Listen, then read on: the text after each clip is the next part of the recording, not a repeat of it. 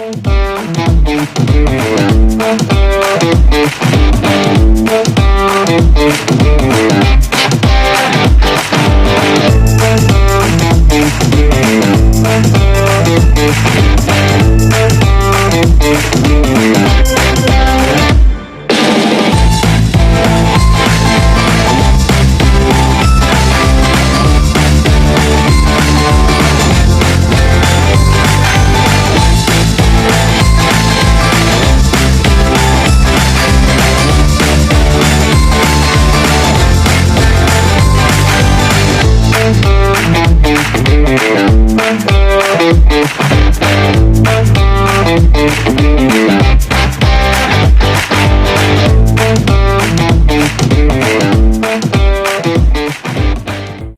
Podcast, selamat datang di Ruang Nusantara, ruang bincang, santai, dan juga kritis.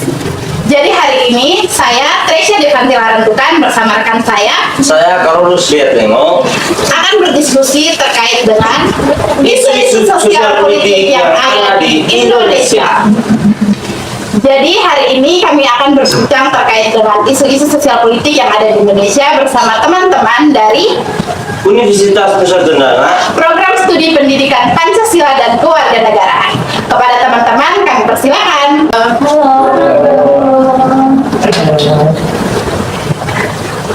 Oke, baik. Jadi sebelum kita memulai diskusi kita hari ini, alangkah baiknya kita memperkenalkan diri teman-teman yang hadir di sini. ya kepada teman-teman diberikan waktu dan kesempatan untuk memperkenalkan diri kepada teman-teman penonton dari podcast peserta. Halo, nama saya Erwin Tari. Halo, saya Aris Santi. Halo, saya Jubinia. Halo, saya Gladys. Halo, saya Agnes. Halo, saya Yermi. Oke, sekian perkenalan singkat dari narasumber kita hari ini. Oke teman-teman, jadi yang kita ketahui bahwa Indonesia adalah negara yang kaya dan juga bukan cuma terhadap sumber daya alamnya, tetapi juga terhadap keberagaman dan juga budaya yang ada di Indonesia itu sendiri. Nah, di balik keberagaman itu, ternyata ada banyak sekali persoalan sosial yang belum diatasi dengan baik. Oleh karena itu, hari ini kita akan berdiskusi dan juga menggali pertanyaan-pertanyaan yang belum terjawab bersama dengan teman-teman hari ini. Jadi begini teman-teman, pertanyaan yang pertama itu apa sih tantangan utama dalam mengatasi kemiskinan di Indonesia? Mungkin dari teman-teman ada yang bisa memberikan jawabannya. Kalau menurut saya sendiri itu tantangan utama dalam mengatasi kemiskinan Indonesia itu ada beberapa hal. Dan yang paling utama menurut saya itu distribusi sumber daya yang sudah rata, terutama di wilayah kota dan juga pedesaan. Dan selain itu juga banyak juga program bantuan sosial yang sudah tepat sasaran, misalnya ada keluarga yang sebenarnya mampu secara finansial, tetapi mereka tuh dapat bantuan sosial, sedangkan saudara-saudara kita tuh yang sebenarnya membutuhkan bantuan tersebut, mereka tidak mendapatkan. Itu tuh karena pendataan yang sangat lemah dan juga sistem birokrasi yang sangat rumit. Dan selain itu juga tentang kemiskinan yang ada di Indonesia juga menurut saya juga karena akses pendidikan yang sudah layak. Melanjutkan dari penjelasan terkait pendidikan tadi, di sini saya ingin bertanya, mengapa ketimpangan pendidikan di Indonesia itu masih sering terjadi? Kalau untuk ketimpangan pendidikan sendiri itu terjadi karena infrastruktur pendidikan seperti sekolah, tenaga pengajar, dan juga akses teknologi yang belum merata. Dan menurut saya itu di daerah terpencil masih banyak sekolah kekurangan guru, fasilitas dan akses internet. Ditambah lagi dengan dana pendidikan yang tidak selalu dialokasikan secara efektif seperti dana BOS begitu. Oke, melanjut dari jawaban yang disampaikan oleh Kakak Erwin tadi, di sini saya juga mau bertanya soal lanjutan dari jawabannya.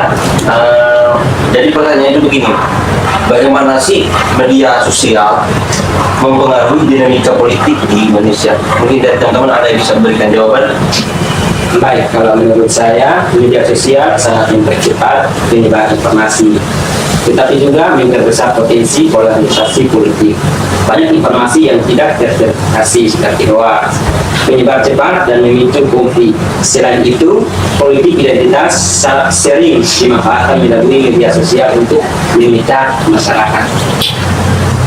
Oke, baik teman-teman. Jadi dari pernyataan Kakak Yermi, kita dapat menyimpulkan bahwa media sosial tidak selamanya memberikan dampak yang positif, tapi juga dampak negatif. Nah, di sini kami juga mempunyai sebuah pertanyaan terkait dengan politik identitas. Jadi saya yakin teman-teman pasti tidak asing lagi dengan politik identitas tersebut. Nah, pertanyaannya, apakah politik identitas ini dia berbahaya bagi demokrasi di Indonesia? Dan seperti apa politik identitas tersebut? Baik, jadi menurut saya itu politik identitas adalah strategi politik yang menggunakan identitas suku, agama, ras, atau kelompok tertentu untuk memperoleh dukungan. Nah, hal ini juga dapat berbahaya karena bisa menimbulkan perpecahan, intoleransi, serta diskriminasi di tengah masyarakat majemuk seperti negara Indonesia itu sendiri. Oke, baik, terima kasih. Jadi dari jawabannya itu tanpa disadari bahwa identitas politik itu dia mempengaruhi secara tidak langsung dia berpengaruh terhadap masyarakat, terutama dalam masyarakat yang golongannya bersuku, ras, dia itu sangat mempengaruhi. Jadi terkait dengan jawaban tersebut muncul nih satu pertanyaan baru. Apakah di Indonesia itu sedang terjadi kemunduran demokrasi atau bagaimana? Jadi mungkin teman-teman bisa memberikan jawabannya lagi. Jadi menurut saya memang demokrasi di Indonesia ini sedang mengalami kemunduran. Bahkan dalam beberapa pengamatan juga menunjukkan bahwa demokrasi di Indonesia ini mengalami kemunduran. Faktanya ini dapat kita lihat sekarang banyak sekali kriminalisasi aktivis, penurunan kelemahan oposisi, dan juga pembatasan kebebasan berpendapat. Bahkan dalam beberapa lembaga internasional juga menunjukkan tren penurunan indeks demokrasi di Indonesia dalam beberapa tahun terakhir ini. Oke, baik. Jadi dari pernyataan Kakak Stevi tadi bahwa hal ini menunjukkan bahwa Indonesia itu berada di titik yang sedang tidak baik-baik saja karena banyaknya konflik dan juga persoalan di dalamnya. Nah, di sini kami juga ingin bertanya terhadap teman-teman bahwa teman-teman sebagai generasi muda itu bagaimana perannya dalam menghadapi perubahan sosial dan juga politik yang ada di Indonesia ini, apalagi teman-teman sebagai mahasiswa. Jadi menurut saya anak muda itu punya potensi besar sebagai agen perubahan karena mereka itu jago dalam teknologi dan juga cenderung mereka itu lebih kritis terhadap teknologi. Nah, di sini banyak gerakan sosial berbasis komunitas dan juga digital yang dipelopori oleh banyak anak muda. Nah, di sini tapi dilihat dari segi juga terdapat beberapa tantangan yang dihadapi anak muda. Tantangannya itu seperti adalah mereka itu entah mereka itu bisa memastikan keterlibatan mereka itu memberikan dampak positif atau keterlibatan mereka itu memberikan dampak negatif, terutama di era globalisasi. Oke, baik, terima kasih. Jadi tanpa disadari bahwa peran anak muda itu sangat dibutuhkan oleh bangsa ini. Nah, tetapi pertanyaan barunya, mengapa korupsi masih menjadi masalah di Indonesia? Mungkin dari teman-teman ada yang bisa jawab. Oke, baik, terima kasih. Kalau menurut saya itu masalah kronis korupsi itu disebabkan oleh yang pertama yaitu sistem penegakan hukum yang lemah, budaya patronasi, dan juga sistem politik yang sangat mahal. Seperti yang kita lihat sekarang itu, KPK terus bekerja, tetapi masih ada indikasi lembaga anti rasuah itu sendiri, ya baik dari segi regional maupun independensi. Oke, baik. Jadi di sini kita lihat bahwa di tengah dampak dan juga permasalahan yang ada di Indonesia, tetapi kita lihat bahwa infrastruktur di Indonesia juga terus berjalan. Nah, muncullah sebuah pertanyaan baru terkait dengan apakah dampak dari pembangunan infrastruktur ini terhadap masyarakat kecil. Karena kita tahu banyak sekali pembangunan yang terjadi, namun mengorbankan masyarakat masyarakat kecil. Jadi menurut teman-teman sendiri seperti apa?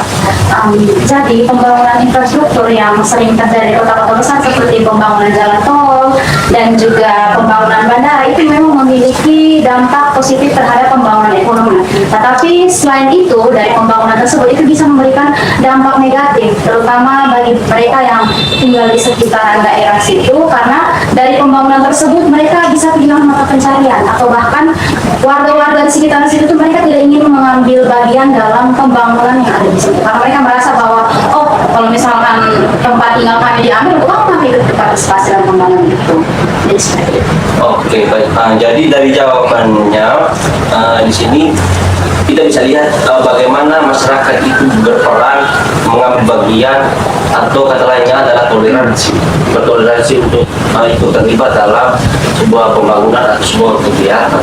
Nah, sekarang saya juga mau bertanya terkait dengan persoalan tersebut yang sudah dijawab oleh Kakak Agnes. Bagaimana sih solusi jangka panjang untuk mengatasi intoleransi? Kita bisa lihat saja kan, maksudnya tadi seperti pembangunan masyarakat banyak yang cuek. Itu bagaimana menurut teman-teman?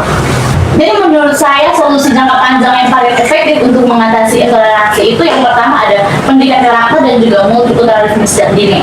Dan kita tahu juga sekarang bahwa di media sosial itu banyak sekali informasi hoax, ujaran kebencian yang tersebar melalui media sosial. Jadi menurut saya perlu adanya penegasan hukum terkait dengan ujaran kebencian dan juga media yang lebih beretika. Jadi selain dari itu, menurut saya juga dialog antar agama dan komunitas juga penting untuk membangun empati dan juga pemahaman antar kelompok. Oke, baik.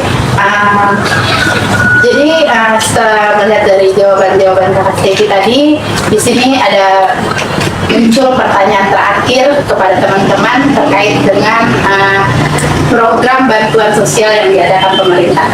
Jadi pertanyaannya, menurut teman-teman sendiri, apakah program bantuan sosial yang dilakukan oleh pemerintah itu sudah efektif atau belum? Oke, baik, terima kasih. Jadi menurut pandangan yang saya lihat sekarang itu, sebagian program seperti PKH dan juga BLT itu kan diberikan kepada masyarakat yang kurang mampu atau miskin.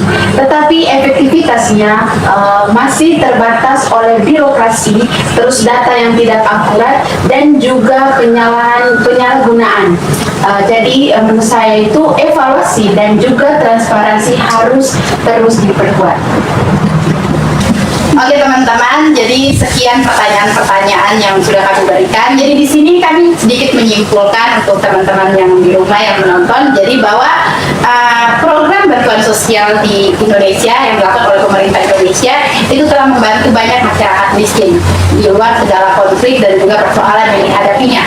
Jadi dalam kondisi darurat seperti pandemi, namun pemerintah tetap efektif dalam menjalankan tugasnya terkait dengan setiap permasalahan data dan juga ketidakakuratan dalam penyaluran bantuan yang belum merata.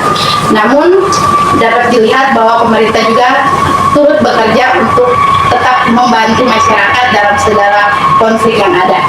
Nah, agar hal tersebut lebih berdampak untuk jangka panjang, bantuan sosial tersebut diharapkan bukan hanya untuk meringankan masyarakat, tetapi juga memperdayakan masyarakat dan juga untuk memandirikan masyarakat agar tidak bergantung pada bantuan secara terus-menerus.